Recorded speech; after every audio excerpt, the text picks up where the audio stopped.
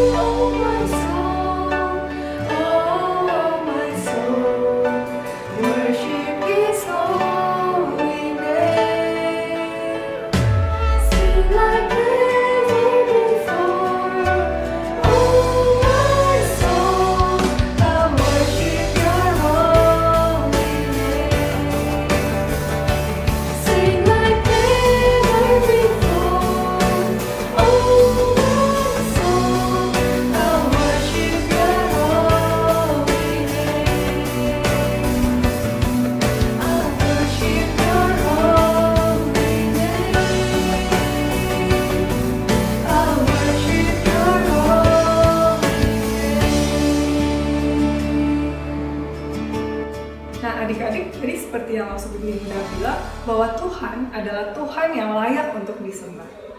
Adik-adik, tapi pertanyaannya, kalian percaya nggak sih sama Tuhan yang layak disembah itu? Nah, adik-adik ketika kita udah percaya, kita pasti diubahkan ya langsung mimpi. Betul. Nah, kita diubahkan, kita ingin menjadi anak yang membawa terang ke teman-teman kita, ke orang-orang di sekeliling kita. Yuk kita sama-sama mau menyanyikan lagu ini, kita mau memiliki kerinduan untuk menjadi anak terang. Aku anak terang, tugasku memberi terang. Aku anak terang, Yesus yang selamatkanku. Aku anak terang, aku tak suka berdusta. Aku anak terang, taat yang Tuhan suka. Terang di rumah, terang di sekolah, terang di gereja kemanapun ku pergi. Terang di rumah, terang di sekolah, terang di gereja kemanapun ku pergi.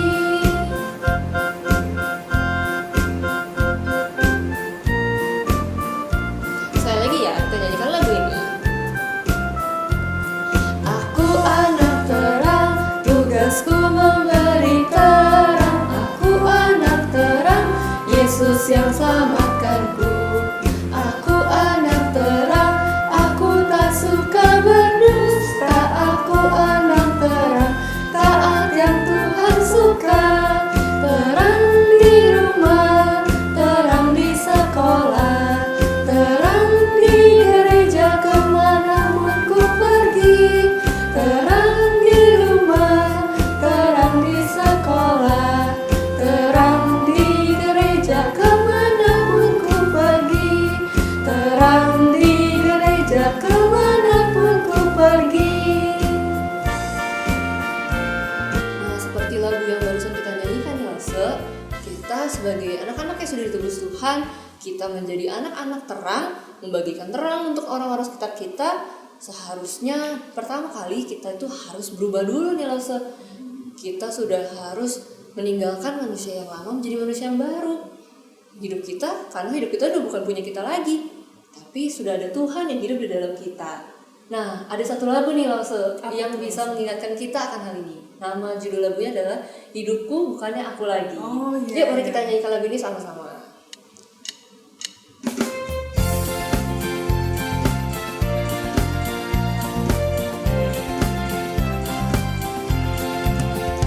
Hidupku bukannya aku lagi, tapi Yesus dalamku.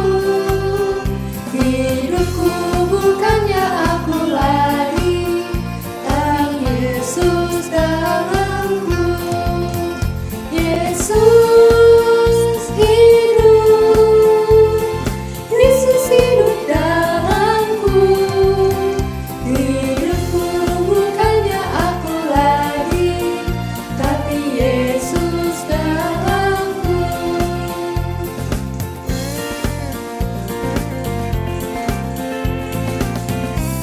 Kita nyanyi lagu ini sekali lagi ya, untuk menjadi pengingat kita.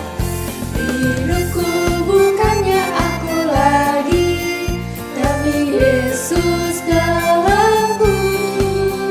Hidupku bukannya aku lagi, tapi Yesus dalamku. Yesus hidup, Yesus hidup dalamku. Hidupku bukannya aku lagi, tapi Yesus dalamku. Yesus hidup, Yesus hidup dalamku. Hidupku bukannya aku lagi, tapi Yesus dalamku. Shalom anak-anak, senang sekali hari ini kita boleh kembali mendengarkan kebenaran firman Tuhan. Yuk sebelum kita mendengarkan firman Tuhan, kita berdoa dulu. Bapa dalam kerajaan surga, kami sungguh ucap syukur ya Tuhan. Hari ini kami boleh kembali datang untuk mendengarkan firman Tuhan. Berikan kami hati yang takut akan Tuhan dan hormat kepada Tuhan, sehingga kami boleh duduk serius dan tenang dalam mendengarkan firman Tuhan. Dan tolong kami untuk mengerti kebenaran firman-Mu ya Tuhan, sehingga kami boleh melakukannya dalam kehidupan kami. Terima kasih Allah yang baik, kami menyerahkan waktu selanjutnya dalam tangan kasih-Mu. Dalam nama Tuhan Yesus kami berdoa. Amin. Oke anak-anak, hari ini tema firman Tuhan yang akan Lause sampaikan adalah kita adalah ciptaan yang baru. Nah, ketika Tuhan menciptakan Adam dan Hawa, kalian lihat, Tuhan menciptakan mereka dengan sangat amat baik. Mereka tidak berdosa, mereka putih bersih tidak bercacat. Tetapi ketika mereka melanggar perintah Allah, ketika dosa, mereka melawan perintah Allah, mereka memakan buah pengetahuan yang baik, dosa itu mulai ada dalam kehidupan Mas. Dosa itu mulai masuk dalam dunia, dan dosa itu mulai ada dalam dunia ini. Dan setiap manusia yang lahir, dia memiliki natur dosa. Karena dosa yang dilakukan oleh Adam dan Hawa, manusia menjadi berdosa, memiliki natur dosa. Kalian lihat, anak kecil, kalau mereka tidak diajar berbohong, mereka bisa berbohong dengan sendirinya. Dan hukuman dari dosa adalah mati anak-anak. Tapi karena Tuhan begitu mengasihi dunia ini, Tuhan mengasihi setiap manusia ciptaannya, Ia datang ke dalam dunia ini. Ia mau menebus dosa-dosa mereka. Yesus Kristus, Dia adalah Tuhan, tapi Ia rela datang ke dalam dunia ini menjadi manusia. Ia datang untuk menebus dosa setiap kita dan memulihkan hidup kita. Nah teman-teman, Tuhan tidak hanya mati di atas kayu salib, tetapi pada hari ketiga Ia bangkit. Ia bangkit, Ia mengalahkan kuasa kematian. Sehingga siapapun yang percaya kepadanya itu tidak akan binasa, melainkan beroleh hidup yang kekal. Teman-teman, barang siapa yang percaya kepada Yesus Kristus, ia menjadi ciptaan yang baru. Kalian lihat, ini adalah manusia yang masih di dalam dosa. Ia belum percaya kepada Kristus, tapi ketika ia percaya kepada Kristus, teman-teman, ia yang dulunya adalah ciptaan yang lama, ia penuh dengan dosa, seperti air ini, kotor, ternodai, gelap, tetapi ketika ia percaya kepada Kristus, ia menjadi ciptaan yang baru. Ia putih bersih. Dan teman-teman, sebagai ciptaan yang baru, apa yang harus kita lakukan? Kita tidak boleh lagi hidup di dalam kehidupan kita yang lama. Kita tidak boleh lagi hidup di dalam dosa. Kita harus meninggalkan hidup kita yang lama, meninggalkan kebiasaan yang buruk, yang jelek. Contohnya, kita yang suka marah, kita harus belajar untuk sabar. Kita harus belajar berkata lembut kepada orang lain. Kita yang dulunya suka berbohong, kita harus belajar untuk hidup jujur. Dan kita yang dulu suka marah-marah kalau diganggu ketika kita main game, kita harus ingat, karena kasih Kristus kita sudah ditebus. Kita harus belajar, kita harus mengubah kebiasaan yang buruk itu. Dan teman-teman, sebagai ciptaan yang baru, apa yang membedakan kita dengan ciptaan yang lama? Kita memiliki Roh Kudus di dalam hati kita. Apa fungsi Roh Kudus, teman-teman?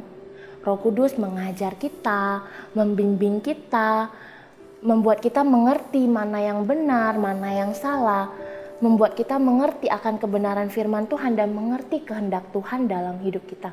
Tidak hanya itu teman-teman, Roh Kudus juga menolong kita untuk menghasilkan buah roh dalam hidup kita. Apa aja itu?